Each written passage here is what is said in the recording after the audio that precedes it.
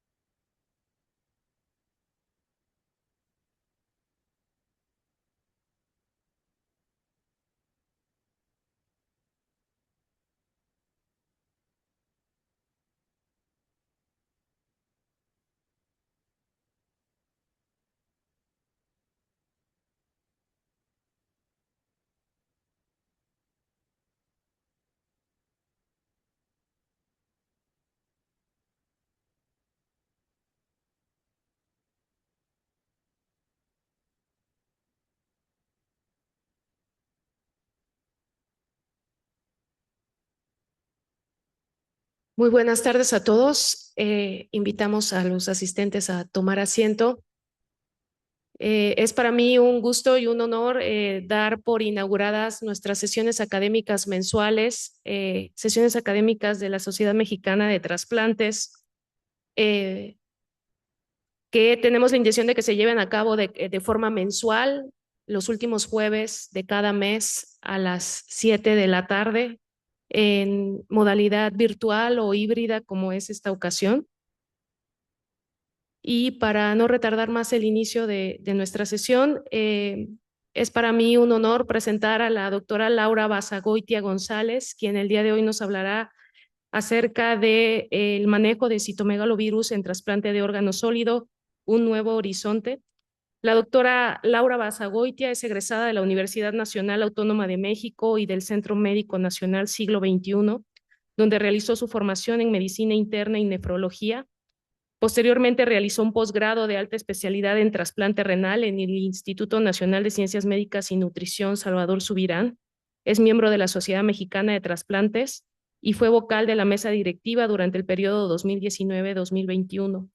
También es miembro del Colegio Mexicano de Nefrología, del Instituto Mexicano de Investigaciones Nefrológicas, IMIN, y de la Sociedad Americana de Trasplantes.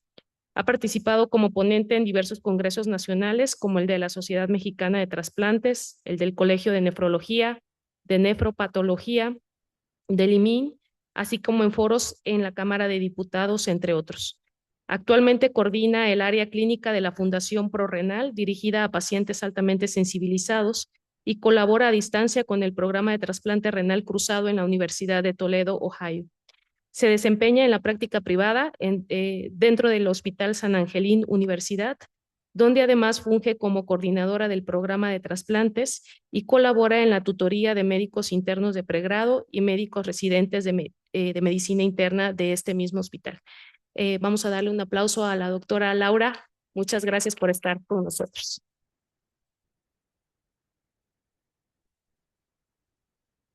Pues muy buenas noches tengan todos ustedes. Agradecida con todo el equipo de Takeda, con la Sociedad Mexicana de Trasplantes por la invitación esta noche. Creo que va a correr aquí. Hospital Ángeles Pedregal. Protección Civil. Auditorio. El Hospital Ángeles Pedregal le da la más cordial bienvenida al Auditorio Doña María Raña de Vázquez. Le pedimos prestar atención a estas breves indicaciones. Por respeto a los ponentes y el resto de los asistentes, le pedimos apague su teléfono celular dentro del auditorio o ponga en modo silencio. Le recordamos que en el inmueble está prohibido fumar, así como ingresar alimentos y bebidas. Como medidas de seguridad, este auditorio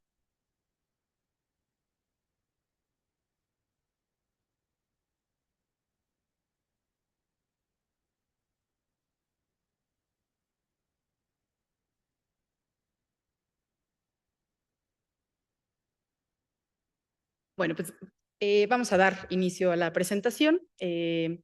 Quisiera comenzar resaltando estos 5 puntos. En los próximos minutos, enfocarnos al gran reto y desafío con el que tenemos hoy al manejo de citomegalovirus.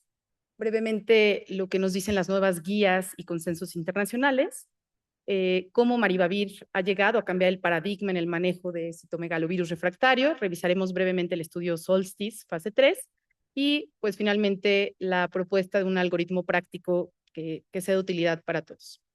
Citomegalovirus es un virus muy interesante dentro de la familia de los herpes virus. Recibe su nombre porque pues, es uno de los más grandes, por eso se llama citomegalovirus. Es interesante en su estructura.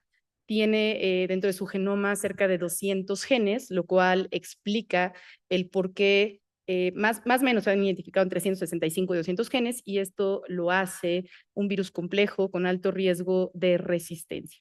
Dentro de su estructura tiene glicoproteínas en su superficie, una doble cadena del DNA, y bueno, es el de mayor peso molecular.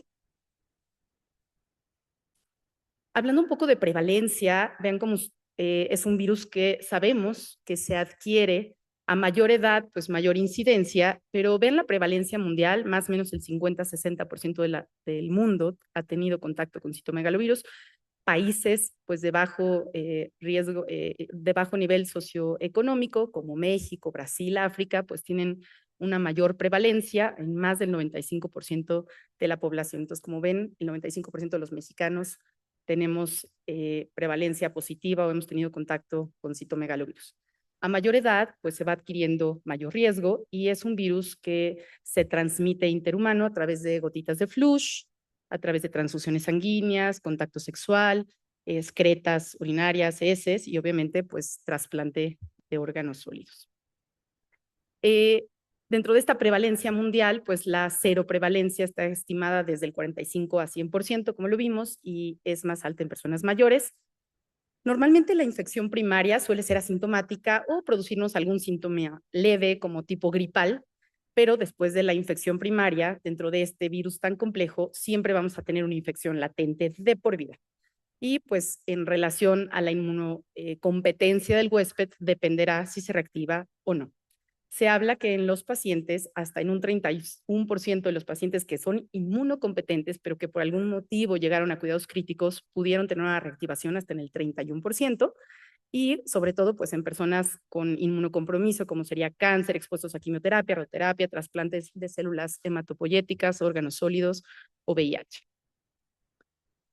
La temporalidad de la infección es muy interesante y casi cuando trasplantamos a los pacientes en los primeros 30 días, pues como que todos estamos centrados a las complicaciones inmediatas, quirúrgicas, rechazo inmediato, complicaciones infecciosas, sobre todo de herida quirúrgica, pero como que no nos centramos en los primeros 30 días en preocuparnos normalmente por una infección activa, ¿no? Por CMV. Eso no quiere decir que no esté ahí. Se sabe muy bien que desde el momento 1 de trasplante el virus empieza su replicación. No quiere decir que tenga exposición o expresión dentro de un órgano sólido, pero sí empieza ya a tener replicación viral, sobre todo en pacientes pues con edad avanzada, dependiendo del tipo de inmunosupresión y qué tan severo fue esto y el tipo de inducción que le dimos. Sabemos que los depletores de células T o alemtuzumab o timoglobulina pues son mucho mayor potentes y esta inmunosupresión pues va a llevar a aumento en el riesgo. Dentro de esta temporalidad, entre el día 30 al 100, pues ya es mucho más frecuente que encontremos en pacientes de alto riesgo y ahí sí ya podemos empezar a tener generalmente daño a órgano blanco, sobre todo si no le dimos la profilaxis correcta. Entonces ya vemos casos con neumonía o con un daño a otro órgano blanco y sobre todo pues va a depender nuevamente de qué tan potente fue la inmunosupresión inicial. Y después de los 100 días, pues hay que recordar que en cualquier momento el virus se puede reactivar, pero sobre todo si en algún momento volvimos a dar bolos de esteroide o el paciente no terminó de recuperarse. Estos pacientes, sobre todo los de ancianitos, ¿no? Que les damos depletores de células T y a lo mejor generan un efecto de mielotoxicidad y además recordar pues que muchas veces la sumatoria de todos los fármacos inmunosupresores y profilácticos pues llevan a mayor riesgo de toxicidad. Y entonces pues ya después de los 100 días en un paciente no tratado pues ya podemos llegar a tener infecciones graves, neumonías gastrointestinales o incluso a sistema nervioso central o retinitis. Hoy CMV, pues, o hasta 2021, 2023, pues era una de las necesidades médicas no cubiertas que teníamos en el área de trasplante, porque pues no teníamos realmente otras alternativas y siempre estamos guardando esa balanza entre controlar la inmunosupresión, prevenir rechazo, para reducir riesgos. Así nos pasamos de inmunosupresión, pues aumenta el riesgo de infecciones. Pero por otro lado, si aumentamos la inmunosupresión, pues tenemos una mayor incidencia de hasta el 56% de riesgo de infecciones. Y bueno, y la otra cosa que hacíamos, si teníamos un paciente que estaba teniendo mielotoxicidad y una infección activa, pues generalmente disminuíamos la inmunosupresión, ¿no? Con el riesgo de empeorar la supervivencia y con peores resultados al injerto.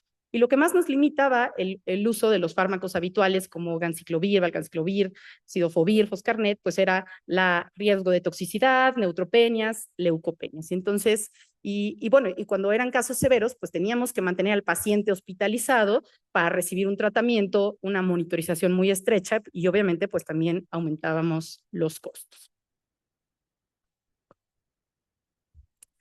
La infección de citomegalovirus, vean en este metaanálisis cómo duplica el riesgo de rechazo agudo, o sea, solamente por tener citomegalovirus activo en los receptores de trasplante de órgano sólido, vean cómo aumentaba el riesgo de rechazo agudo y sobre todo en los trasplantes hepáticos tenían mayor riesgo seguidos por renales y pulmonares. Entonces, no solamente nos preocupamos por la infección, sino también por el rechazo. Es muy interesante porque citomegalovirus además se ha asociado a cambios en la inmunidad innata y entonces se ha visto que además aumenta el riesgo de infecciones, neumonías atípicas, aspergilosis, candidiasis, desarrollo de Epstein-Barr, varicela zoster, ¿no? Como que puede generar reactivación y tiene también un efecto inmunomodulador sobre las células T, CD4, CD8. Esto es interesante porque vean cómo la carga viral máxima en CMV antes del día 100, o sea que el grupo de pacientes que no tratamos adecuadamente, no le dimos la profilaxis y la vigilancia antes del día 100, y entre más alta era la carga, mayor riesgo de mortalidad. Entonces las curvas se separan de forma importante y aquí incluso se tomaron otras covariables, por ejemplo, la edad, la relación que tenían con el donador, en qué año se había trasplantado, qué enfermedades sistémicas tenían asociadas, si había recibido trasplante de células hematopoyéticas o era un trasplante de células de órgano sólido, si tenía neutropenia antes del día 100 y todo esto pues tuvo un impacto negativo sobre todo sobre mortalidad, ¿no? Entonces, sí creo que es un virus al cual hay que tenerle respeto y vigilancia. Esto lo menciono porque, sobre todo en el estudio Solstice y en muchas de las publicaciones, pues tener claro cómo se diferencia lo que llamamos infección de lo que llamamos enfermedad. Entonces, infección, pues es que detectamos una carga viral, estamos detectando las proteínas del virus o el aislamiento del virus, pero no necesariamente tiene una traducción clínica. Hablar de infección recurrente es cuando tenemos reaparición de la infección en un paciente que ya no tenía carga viral en un periodo de al menos 4 semanas. Y ya hablar de enfermedad, pues ya se refiere a que el paciente ya está teniendo signos y síntomas por la replicación del virus y ya nos está dando enfermedad a un órgano específico como neumonías, diarreas, afección gastrointestinal, alteración en las pruebas de función hepática. Y pues ya llamamos síndrome por CMV a la detección de más de 2 de los signos o síntomas como fiebre, malestar, fatiga, leucopenia, neutropenia, cambios hematológicos. Y llamamos refractariedad, porque esto es importante entenderlo, la persistencia de la infección a pesar de un tratamiento antiviral adecuado, aumento de al menos un logaritmo en la carga viral o que no reduce al menos un logaritmo después de 2 semanas de tratamiento antiviral bien conducido. No menos aseguramos que tiene buen apego a tratamiento, tuvo el medicamento correcto y no logramos remitir la carga. Y bueno, ya resistente, pues sí se refiere a que tengamos la evidencia de la detección de la mutación viral que reduce la sensibilidad al menos de algunos de los fármacos que ya conocemos. Esto creo que ya es sabido por todos los que nos dedicamos a trasplante y bueno, pues el riesgo y dejar muy claro que no existe riesgo cero. O sea, aún pacientes que tengan aparentemente bajo riesgo, aquel paciente que le dio un beso a la novia o el novio, o aquel paciente que recibió una transfusión de sangre y aunque era negativo, ¿qué tal si adquirió citomegalovirus y entonces se vuelve positivo? Entonces no existe el riesgo cero. Sí sabemos que el de mayor riesgo es aquel que tiene un donador positivo con un receptor negativo y bueno, pues el porcentaje de reactivación es mayor porque pues no han tenido contacto con el virus. Y ahí es una de las cosas que de repente nos planteamos, aquel paciente que no ha hecho memoria, pues si en el transcurso de la evolución midamos estos anticuerpos para ver si ya hizo memoria, si ya tuvo contacto y ya generó anticuerpos. Y bueno, ¿qué estrategias tenemos para prevenir citomegalovirus? ¿No? Sabemos que podemos dar o terapia anticipada o terapia profiláctica, pero las guías y las recomendaciones son muy claras que aquí el paciente que tenga alto riesgo sí deberíamos de darle siempre profilaxis, porque sabemos que en un alto porcentaje va a desarrollar la enfermedad. Y aquí donde se podría plantear si les damos terapia anticipada o profilaxis, pues sí sería en el grupo de riesgo intermedio o riesgo bajo, pero va a depender de los centros de trasplante, de la capacidad, del número de trasplantes que hacemos, de las posibilidades económicas, porque si mi paciente se tiene que trasladar 2 horas de distancia y no tiene las posibilidades económicas de estar midiendo cargas virales cada semana por 12 semanas, entonces quizás sea más fácil darle una terapia profiláctica que estar haciendo que vaya y venga. ¿Por qué? Porque en el momento que yo tengo la carga positiva, pues tengo que empezarle tratamiento antiviral. Un menor riesgo de enfermedad por CMV en los receptores de trasplante, pues fueron aquellos que recibieron 200 días de profilaxis versus 100 días, obviamente, ¿no? Entonces, el grupo que recibió más días de tratamiento fueron los que tuvieron menor incidencia de enfermedad. Y también otra de las cosas que se planteó es si en el grupo de pediátrico extender la profilaxis por más de 6 a 12 meses prevenía algún riesgo de enfermedad y en realidad no tuvo una significancia. Y más adelante platicaremos del valor de corte, porque bueno, va a depender de cada laboratorio, pero en general en México, en la mayor parte de los laboratorios, consideramos como positivo más de 200 copias o más de 1000 unidades por mililitro. Y bueno, pues, y la duración del tratamiento en alto riesgo sí nos recomienda que sea por 6 meses, en intermedio de 3 meses, o bien valorar si optamos por terapia anticipada. Y de aquí es lo que un poco comparando, ¿no? O sea, qué beneficios o qué riesgos tiene de cada conducta. En terapia profiláctica, pues rara vez vamos a tener una carga positiva comparado con la anticipada. En cuanto a la prevención, pues tienen ambas muy buena eficacia, siempre y cuando lo cumplamos. En resistencia, en ambos es poco común. La facilidad de la implementación muchas veces se vuelve más difícil optar por una terapia anticipada, por la parte que decía, ¿no? El traslado, los costos. Si es un centro de un gran número de trasplantes, pues es difícil tener el control de 300 pacientes.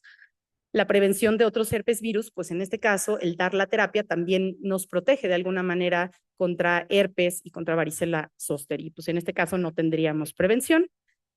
Podría incluso, lo que decía, ¿no? Como CMV es un virus que puede asociarse en casos graves a reactivación por alteraciones del sistema inmunológico a infecciones oportunistas graves.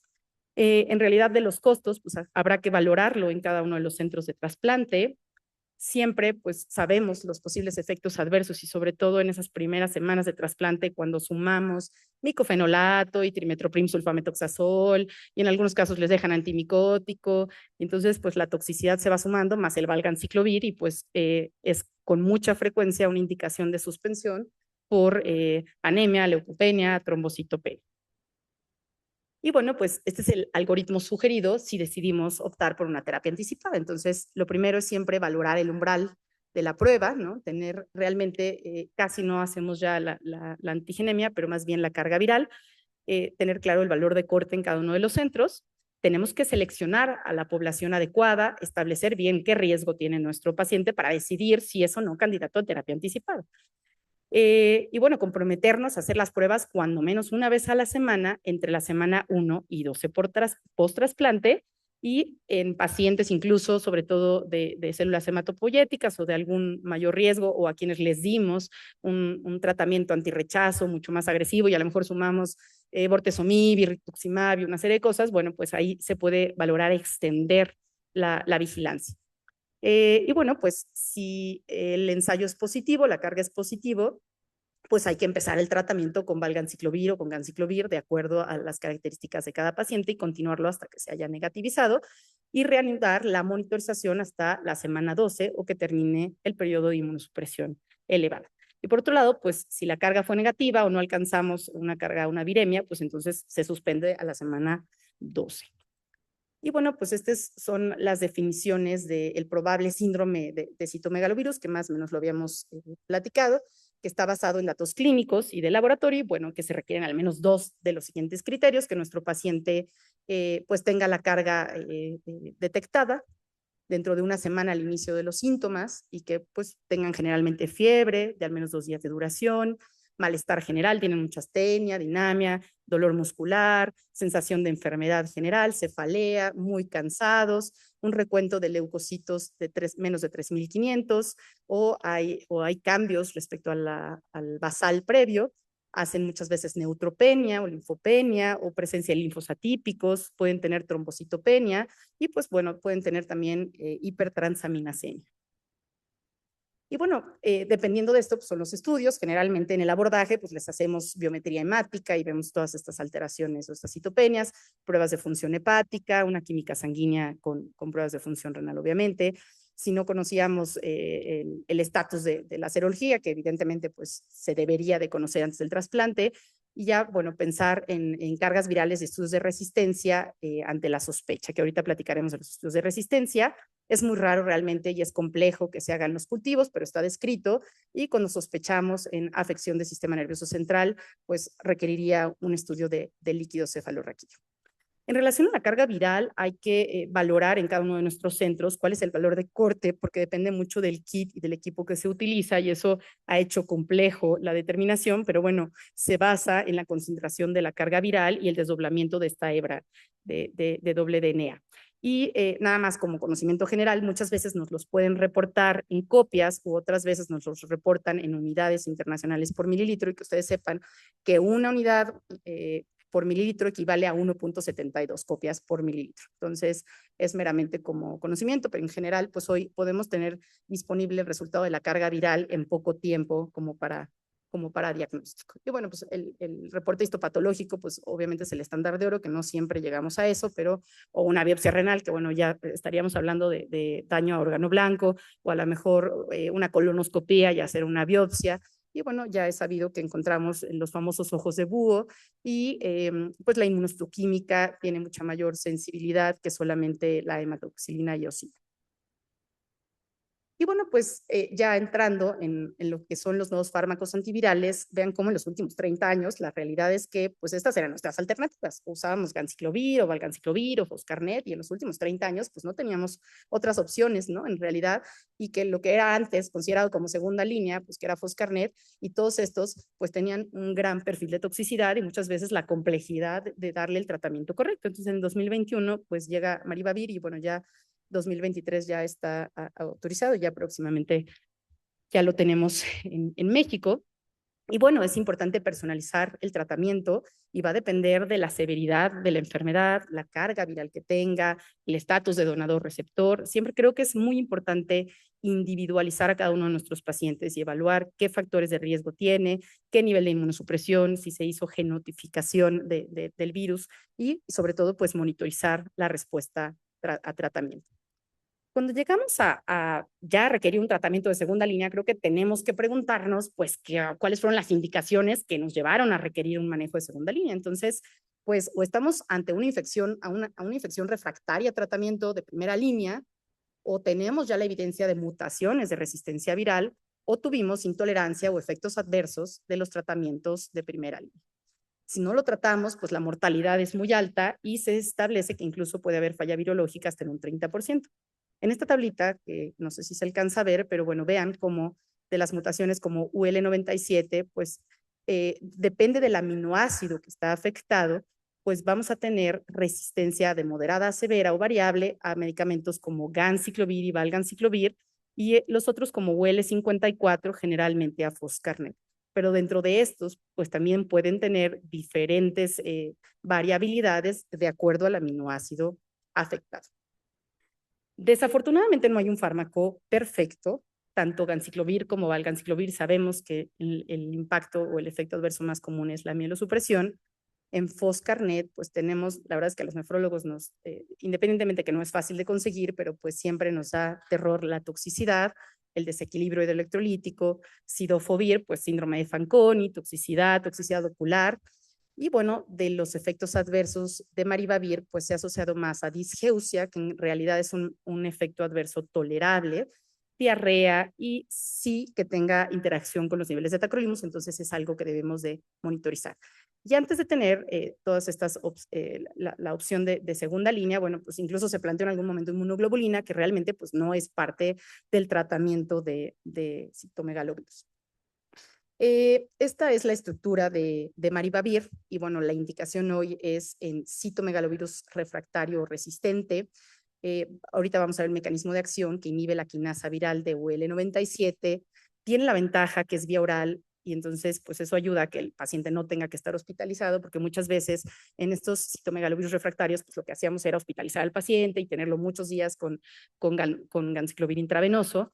Y bueno, de los efectos adversos, la verdad es que la disgeusia era bastante tolerable de acuerdo al estudio de Solstice y pues sí, tener claro que tenemos que estar monitorizando los niveles de tacrolimus. Y bueno, pues ya está aprobado en México, que eso es algo súper bueno. De todos los tratamientos que tenemos actualmente para tratar CMV, me gustaría destacar, vean cómo la ventaja de maribavir, pues es que tiene diferentes puntos de acción. Entonces, yo tengo aquí el virus que se introduce a la célula y maribavir está actuando inhibiendo la replicación viral, inhibiendo la maduración y la encapsulación de la síntesis proteica y además ayuda a evitar que el egreso de estos nuevos viriones a la circulación pues tengan actividad.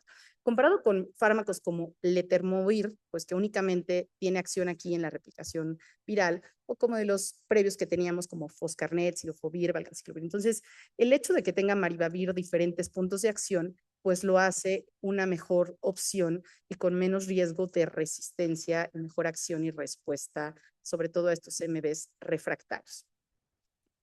Y bueno, estas son las mutaciones o los genes de resistencia más frecuentes que se han identificado y pues este tratamiento o este efecto multimodal a través de que inhibe la replicación del DNA, la encapsulación y la salida nuclear de las nuevos viriones, pues ayuda a que tenga mejor respuesta y menos resistencia. Esto era el enfoque terapéutico tanto en órgano sólido como en trasplante hematológico que teníamos y vean cómo, pues en pacientes, bueno, letermovir pues estaba avalado o aprobado ya en trasplante hematopoyético, pero de órgano sólido, en realidad lo que usamos es valganciclovir o ganciclovir, y pues en pacientes que de repente detectábamos viremia por CMV, pues les dábamos generalmente o valganciclovir o ganciclovir, ¿no? Y dependiendo de la toxicidad o de la resistencia o del comportamiento, pues buscábamos Foscarnet, pero no teníamos otra opción. Y entonces, si el paciente tenía fracaso a la primera línea de tratamiento, pues en realidad en ese momento no teníamos otra cosa que ofrecer. Entonces, era una de las necesidades que teníamos. Y para enero del 2025, vean este cuarto consenso internacional de guías de manejo, que se publicó en la revista de Transplantation y se presentó en el último congreso. Vean cómo ya hoy Maribavir lo consideran y lo recomiendan como una alternativa en casos de resistencia, a menos de que tuviéramos la evidencia de casos muy severos que pusieran en riesgo la vida o afección al sistema nervioso central, porque hay que recordar que Maribavir pues sí no tiene la adecuada penetración a la barrera hematoencefálica, y esa sí sería una de las indicaciones de no utilizar Maribavir como segunda línea. Y ahora sí vamos a entrar al estudio SOLSTICE, que vino a cambiar todo el manejo y ya darnos esta nueva opción de el uso de Maribavir como segunda línea de tratamiento. Y bueno, pues fue un estudio multicéntrico, aleatorizado, abierto, fue controlado, y su finalidad pues fue evaluar la eficacia y la seguridad del manejo con Maribavir. Aquí es interesante porque los investigadores decidían qué tratamiento le darían al paciente, y pues incluyeron a pacientes, a receptores de trasplante, tanto de órgano sólido como hematológicos, que fueran refractarios con o sin resistencia a tratamiento con ganciclovir, valganciclovir y los medicamentos habituales. Entonces, bueno, dentro del estudio se aleatorizaron 2-1, y vean cómo se les daba Maribavir 2 veces al día, o si el médico, el investigador decidía darles los fármacos habituales como ganciclovir, valganciclovir, Foscarnet, era decisión de cada uno de los médicos o de los investigadores. Pero también se dio la apertura que sí, de darle al paciente como terapia de rescate entre la semana 3 y 7, es decir, si el investigador veía que el paciente no estaba teniendo resistencia, se podía migrar al uso de Maribavir. Y bueno, esto se completó hasta la semana 8, ahorita vamos a ver los resultados, y después se les dio una fase de seguimiento hasta la semana 20, y vean cómo pues al inicio venían de forma semanal las primeras 4 semanas, y después cada 2 semanas en las últimas 8 semanas. Al inicio se tenía un número proyectado de 415 pacientes, pero bueno, se excluyeron por ahí una paciente que estuvo embarazada, que tenían trombocitopenia menos de 25,000, que tenían anemia menos de 8, tasa de filtrado glomerular de menos de 30 mililitros minuto, o que no se hubiera confirmado la carga viral, que la infección actual por CMV resistente, pero no era refractaria a tratamiento realmente más reciente, o falta de apego a tratamiento, y pues fueron de los pacientes, o simplemente que el paciente no quisiera participar, ¿no?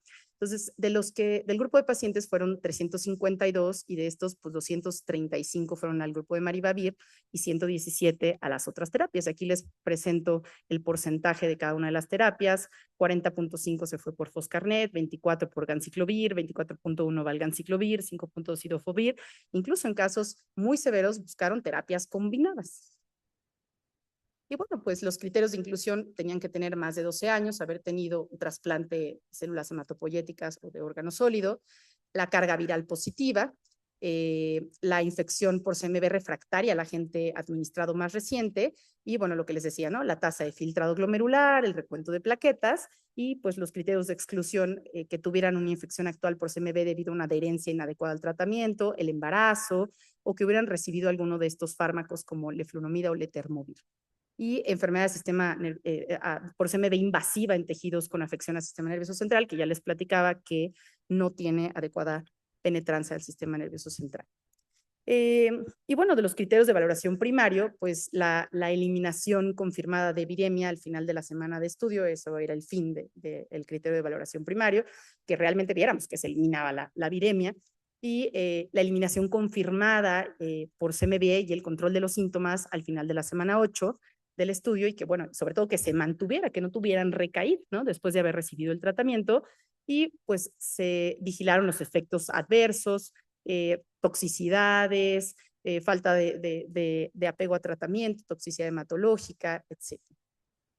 Y bueno, pues aquí resaltar cómo del grupo que completó las 8 semanas de tratamiento, vean cómo fue superior el grupo de Maribavir comparado con el resto de los pacientes. Y esto es porque muchos de los pacientes que estaban con las terapias estándar, pues por toxicidad, por falla renal, por toxicidad hematológica, tenían que suspender y cambiar a Maribavir o de plano suspender el tratamiento. Entonces, pues aquí vemos cómo hay superioridad al menos en el grupo de Maribavir, sí le permitió completar las 8 semanas de tratamiento. Y bueno, por acá las características tanto de células, de trasplante de células hematopoyéticas como de órgano sólido, vean cómo incluso algunos pacientes que tenían pues trasplante de riñón, pulmón, corazón o trasplantes múltiples, vean cómo comparado en el grupo de Maribavir, pues tuvo, fue una mayor superioridad. Y bueno, lo mismo en el trasplante de células hematopoyéticas y aún el grupo de los pacientes que habían hecho rechazo, ¿no? de trasplante. Vean cómo estandarizaron las cargas virales, las dividieron en cargas bajas, intermedias y altas de acuerdo a este valor de corte, y altas pues eran más de 91,000 unidades internacionales por mililitro en plasma, y los pacientes tuvieran o no mutación evidenciada, ¿no? De este grupo, la infección por CMV refractaria que tenían resistencia o sin resistencia, vean cómo pues, fue superior acá en las características del estudio, ¿no? Demostramos cómo, bueno, era la división de los pacientes que tenían refractariedad o no refractariedad, cómo se dividieron de acuerdo a las diferentes cargas virales. Y aquí vemos en la respuesta cómo se separa la curva del grupo que recibió Maribavir. Tuvieron una mayor eliminación de la viremia en las primeras 8 semanas comparado con la terapia estándar que ya habíamos platicado. Y en cuanto al control de los síntomas y el mantenimiento de los que llamaban respondedores y no respondedores, vean cómo también Maribavir tuvo pues casi el doble, ¿no? de respuesta de Maribavir comparado con la terapia estándar, y pues casi el 44% de los pacientes, o sea, 18.7 comparado con 10.3, que respondieron a la eliminación completa del virus y que tuvieron un mantenimiento hasta la semana 16 sin recaída. Y vean cómo, pues, también aquí en las diferentes semanas, obviamente cae la curva. Las primeras semanas es cuando se ve la mejor respuesta, pero bueno, aquí también habían pacientes complejos, con trasplantes de médula, hematopoyéticos muy complicados, pero a pesar de eso, en la semana 8, en la semana 2, en la 16 y en la 20, se sigue viendo una diferencia significativa en el control de los síntomas de citomegalovirus y en las cargas virales. Y bueno, en cuanto a la mortalidad, parecería no tener mucha diferencia, pero pues son pacientes complejos. No diferencia el estudio de este grupo de pacientes que fallecieron, cuántos eran de órgano sólido y cuántos eran hematopoyético, pero de entrada pues sabemos que eran pacientes mucho más complicados. Por ejemplo, aquí encefalitis por CMV2, ¿no? Comparado igual con la terapia estándar, un síndrome de CMV y disnea en el grupo de Maribavir, enterocolitis, un paciente que falleció en la terapia estándar, colitis por CMV y neumonía en la terapia estándar. Pero bueno, y aquí en relación a la incidencia de lesión renal y de neutropenia, vean cómo también en el grupo de Maribavir pues tuvo una diferencia súper significativa comparada con la terapia estándar, ¿no? Los pacientes que se asignaron a Maribavir no desarrollaron ni lesión renal aguda ni toxicidad hematológica. Y bueno, como ya decía yo, la disgeusia es uno de los efectos adversos más comunes y solamente en 2 de los pacientes se interrumpió el tratamiento por la disgeusia. En la mayor parte de los pacientes fue completamente tolerado y un efecto realmente menor durante toda la terapia de tratamiento. En relación a la duración y al monitoreo, es importante recordar el control de la carga viral semanal, porque eso nos va a ayudar a guiar la duración del tratamiento. Los criterios para suspenderlo, pues hay que continuarlo hasta que la viremia sea negativa y que se resuelvan todos los signos clínicos del paciente y posteriormente, pues no olvidar el seguimiento semanal. La carga viral no siempre va a reflejar el estado clínico de la enfermedad, que eso es algo importante, y pues valorar extender el tratamiento en casos de enfermedad gastrointestinal invasiva, en casos de afección al sistema nervioso central, retina, pues que sabemos que es más difícil las terapias, neumonitis, y bueno, y los riesgos siempre tener en cuenta que el reducir las dosis prematuramente, pues nos aumentan también, y está descrito el riesgo de resistencia, ¿no? Sobre todo a ganciclovir. Y bueno, estos han sido los algoritmos para el manejo cuando sospechábamos, y este algoritmo fue antes de que se aprobara por la FDA el uso de Maribavir, fue publicado en el 2018, y vean ya cómo aquí, cuando teníamos la sospecha de resistencia, pues primero decía, bueno, observa qué factores de riesgo, asegúrate que tiene resistencia después de 2 semanas de tratamiento efectivo, disminuye la inmunosupresión, incluso proponen cambiar a un emetor. Y bueno, si estábamos ante un CMV ya muy grave, pues decían, ya cambia a Foscarnet empírico, ¿no? Pero si a pesar de esto tenía mala evolución, entonces decían, pues sí mide la resistencia UL54, UL97, y de estos aquí empezaba ya a hablarse del uso compasivo de Maribavir o del Etermomir o Brincidofovir. Y si teníamos estudios de resistencia UL97, pues bueno, ya hablaba nuevamente de reducir inmunosupresión, dar ganciclovir, valorar si cambiábamos en alto riesgo a Foscarnet, y incluso duplicar la dosis de ganciclovir y estar reevaluando al paciente cada semana. Pero ahí, pues fue hasta el 2021 que la FDA nos aprobó realmente el uso de Maribavir para CMV refractario o resistente en trasplante. Y esta es la nueva guía o el nuevo consenso que fue publicado en julio del 2025. Y vean, aquí les puse un poco los sitios de acción de Maribavir y por qué explica estas guías o esta recomendación en el manejo de CMV.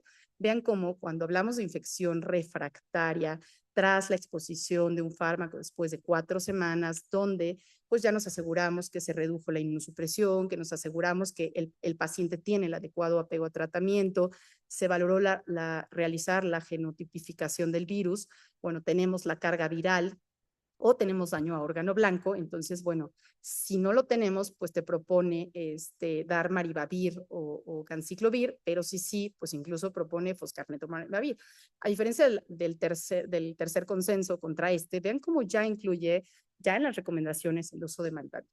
Y aquí nuevamente, pues de acuerdo a la medición de los genes, si la mutación es UL97 o es UL54 o no hay mutación, y pues cuáles serían las conductas que deberíamos de tener. Si la mutación es solo UL97, pues se propone ganciclovir, pero si por algún motivo no se puede dar, pues vuelve a poner sobre la mesa el dar Maribavir. Si la carga viral y hay daño a órgano blanco y es súper alta, pues nos pone de plano Foscarnet o Maribavir, que ya habíamos platicado de los efectos adversos de Foscarnet. Si la mutación es L54 más L97, pues ahí también nuevamente nos pone sobre la mesa utilizar Maribavir. Y bueno, pues va a depender de la toxicidad, de la tolerancia, y bueno, ¿y qué pasa si terminamos este algoritmo y el paciente vuelve a tener una recaída? Pues la recomendación es incluso utilizar fármacos combinados y volver a repetir la genotipificación, ¿no?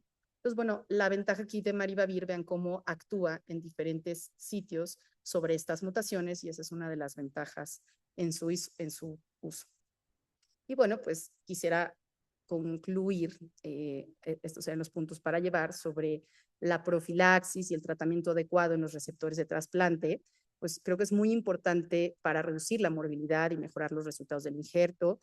Aunque valganciclovir sigue siendo la piedra angular en la profilaxis y el tratamiento de CMV, pero pues no descartar el uso de Maribavir. Y bueno, pues la resistencia antiviral si bien es poco frecuente, pero siempre debemos de sospecharlo, sobre todo en pacientes que persisten con viremia, y además de que ya nos aseguramos de un tratamiento adecuado.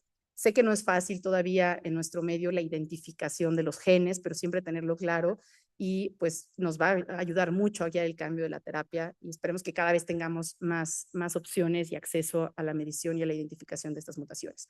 Hoy Maribavir pues es una de las nuevas alternativas terapéuticas que ya está aprobada para CMV refractario con o sin resistencia. Ya vimos que tiene un mecanismo de acción diferente a las terapias estándar que hemos utilizado en los últimos 30 años.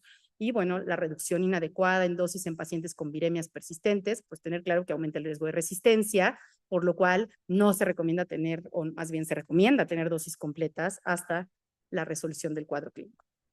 Y bueno, pues el manejo de CMV en trasplantes, sabemos que no solo implica tratar una infección, sino también pues proteger el injerto y la vida del paciente. Ya les mostré cómo aumenta la mortalidad e infecciones secundarias.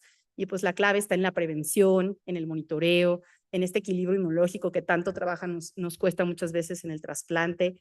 Y bueno, pues que sigamos avanzando juntos hacia una mejor atención y mejores resultados en trasplante. Les agradezco mucho su atención y pues estoy atenta si hubiera alguna pregunta.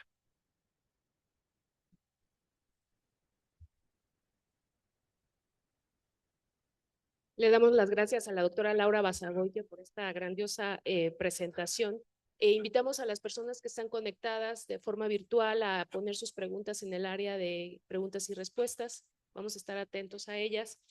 Mientras tanto, Laura, yo te quisiera hacer una pregunta. Estas nuevas guías enfatizan mucho estos cambios, ¿no? Estas variaciones en la carga viral o en la concentración viral, sobre todo con el advenimiento de estas nuevas técnicas que son mucho más sensibles, ¿no?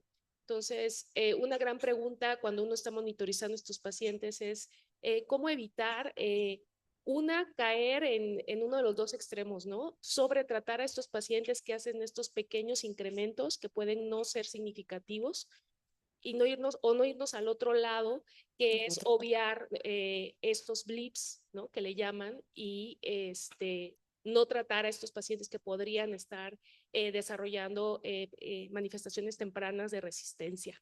Sí, ¿no? justo Entonces, es una pregunta interesante y es complejo cuando estás, ¿no? Y creo que no hay un algoritmo escrito o una respuesta a esto. Y como decía, creo que hay que individualizar la inmunosupresión, la edad, el estatus del donador. No es lo mismo que tratemos a un paciente de 65, 70 años trasplantado versus un paciente muy joven. Eh, lo que decía ahí, que aunque tengas una carga viral negativa, pues muchas veces tienes que guiarte por el cuadro clínico, cómo está tu paciente, se quitaron los síntomas consuntivos, recuperó toda la toxicidad que tenía, leucopenia, linfopenia, ¿no? Y es difícil, pero creo que no nos queda más que estarla midiendo y vigilar, no quitar el dedo del renglón, porque si bajas la guardia y te confías y dejas de medirlo, pues entonces es cuando se presenta pues ya un daño a órgano blanco y todas las consecuencias negativas. Sobre todo creo que hay que individualizar cuál es el paciente con el cual tienes que tener pues mayor vigilancia. Y lo que decía, en estos centros de trasplante que hacen muchos trasplantes al año, pero a veces no es tan fácil tener esa vigilancia y se nos pueden escapar justo esos pacientes, ¿no? Totalmente. Bueno. Creo que no tenemos más preguntas. Laura Basagoiti, muchísimas gracias, doctora, por su presentación. Queremos agradecer también a Takeda por el apoyo que se le proporcionó a esta sesión, al Hospital Ángeles Pedregal, por proporcionar el espacio físico para que esta sesión se llevara a cabo. Tenemos un servicio de catering que los está esperando en la recepción. Muchas gracias a todos. Muchas gracias a ustedes. Gracias. Nuevamente.